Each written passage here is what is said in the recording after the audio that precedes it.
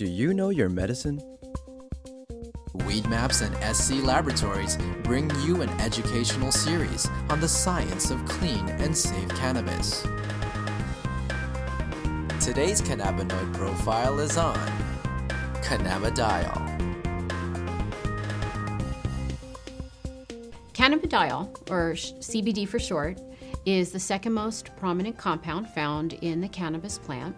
A lot of the medical benefits of cannabis that are attributed to THC or other cannabinoids are actually due to the CBD content of the cannabis. It has very strong anti-inflammatory properties.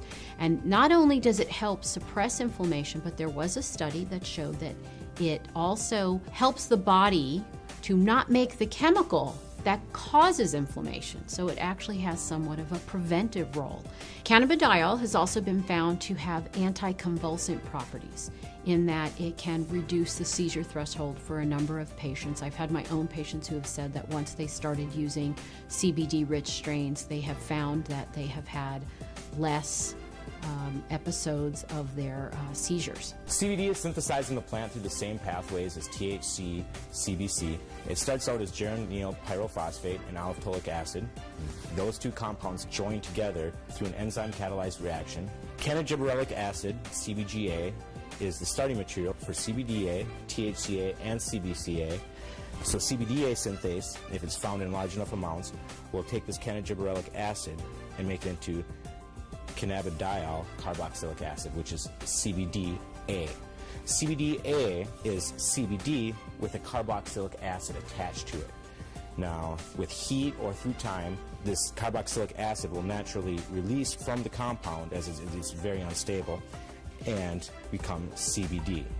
This process right here, where we lose this carboxylic acid, happens at about 80 degrees Celsius. A number of studies were done where they actually gave patients an overdose of THC to see what would happen when they then added CBD.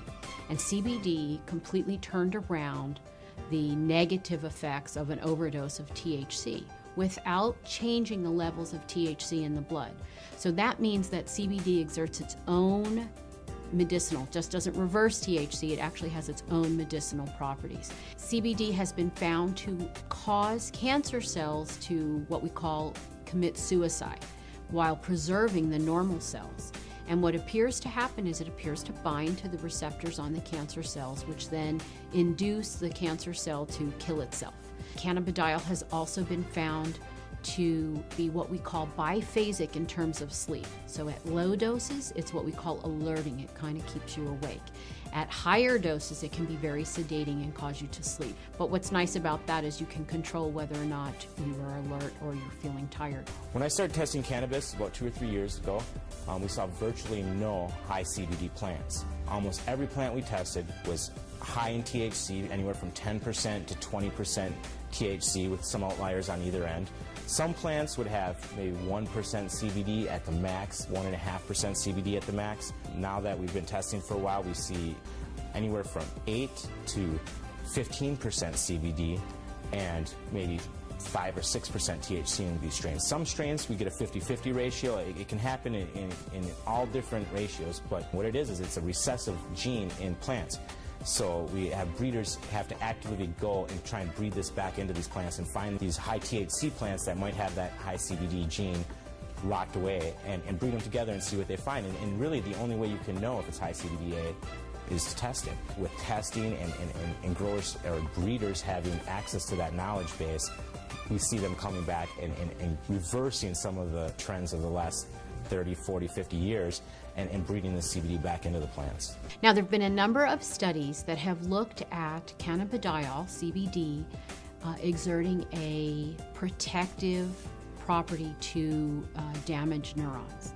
And it appears that in the studies, CBD protects the nerves by inhibiting the process by which nerves are damaged. CBD has also been shown to protect against brain injury when patients or lab animals have had a brain injury. CBD appears to protect the brain from damage that occurred to the nerve cells. The studies have shown that it can actually fight MRSA, which is methicillin-resistant Staph aureus, a notorious bug that is resistant to a number of antibiotics. A topical application of cannabis was able to fight the infection, and the MRSA was eradicated from that infection site.